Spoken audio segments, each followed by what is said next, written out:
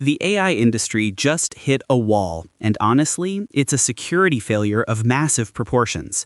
I'm Aaron Cole, and today we're dissecting the Moltbook disaster, the so-called Matrix event that just exposed 150,000 AI agents to total hijacking.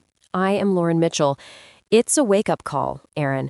We're talking about Moltbook, the social network for AIs that went viral for its agents' autonomy, only to reveal that its entire back end was basically an open book for any hacker with a browser. It's staggering. Security researcher Jameson O'Reilly found that Moltbook's Supabase database was completely unprotected. No row-level security, no policies, just 150,000 API keys and login tokens sitting there in plain text for anyone to grab. Aaron, this wasn't a sophisticated zero-day. It was a configuration error. O'Reilly demonstrated that he could have taken control of any agent on the site, including star accounts like Andre Karpathy's, who has nearly 2 million followers. Imagine the damage if a malicious actor started posting fake crypto scams or political disinformation as a world-renowned AI researcher. And the response from Moltbook's founder Matt Schlicht was just as alarming. When O'Reilly offered to help, Schlicht's first instinct was to give everything to AI to fix it. This brings us to the root cause, the rise of what the industry is calling vibe coding. Aaron, that term, vibe coding, is perfectly descriptive and terrifying.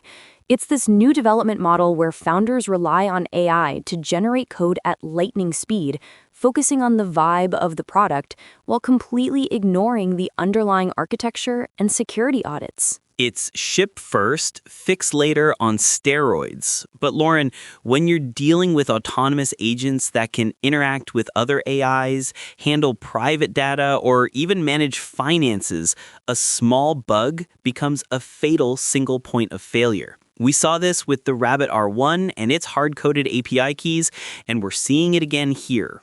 Absolutely. It's a pattern of laziness. These developers are relearning 20 years of basic cybersecurity lessons the hard way.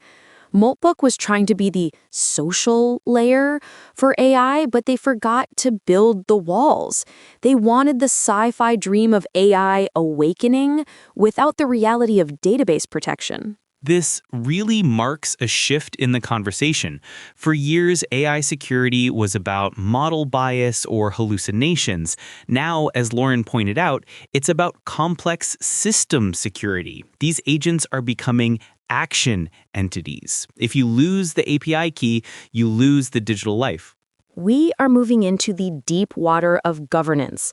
If we can't trust the platforms where AIs socialize, how can we trust them to handle our schedules or bank accounts?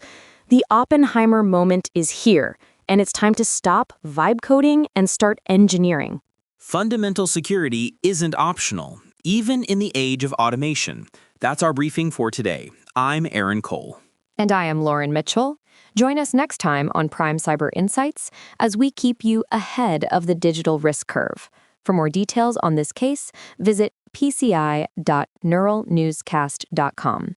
Neural Newscast is AI-assisted, human-reviewed. View our AI transparency policy at neuralnewscast.com.